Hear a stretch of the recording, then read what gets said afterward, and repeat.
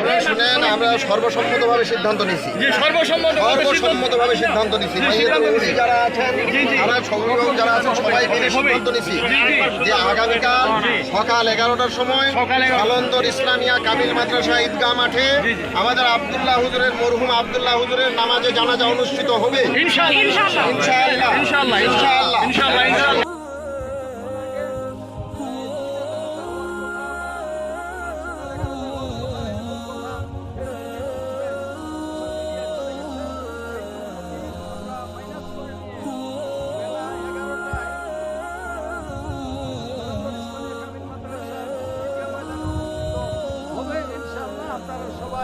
সবার জন্য দাওয়াত রইল, আপনারা আসবেন এবং তার রুহের মাগফিরাতের জন্য দোয়া করবেন। আলন্দর ইসলামিয়া কামিল মাদ্রাসা ঈদগাহ মাঠ আব্দুল্লাহ হুজুরের জানাজা অনুষ্ঠিত হবে ইনশাআল্লাহ। শ্রদ্ধাভাজন এবং আপন জনেরা, আমার প্রাণপ্রিয় তৌহিদি জনতা, আসসালামু আলাইকুম ওয়া রাহমাতুল্লাহ।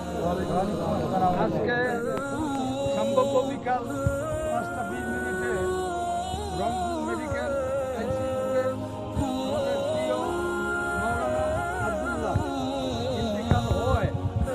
অনেক রাত পর্যন্ত আলেম ওলামা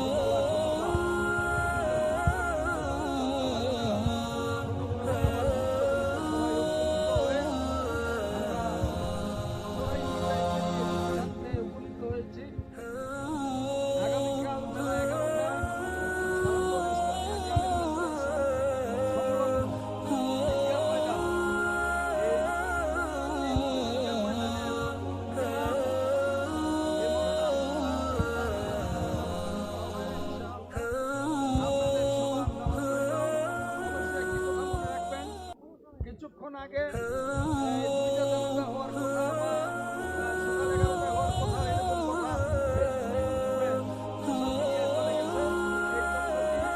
মাইনাস করে দিয়ে বেলা 11টায়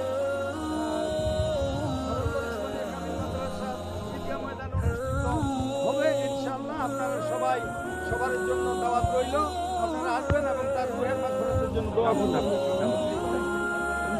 সালান্দর ইসলামিয়া কামিল মাদ্রাসার ঈদগাহ ময়দানে সে আর তার দাফন কার্য সম্পন্ন হবে।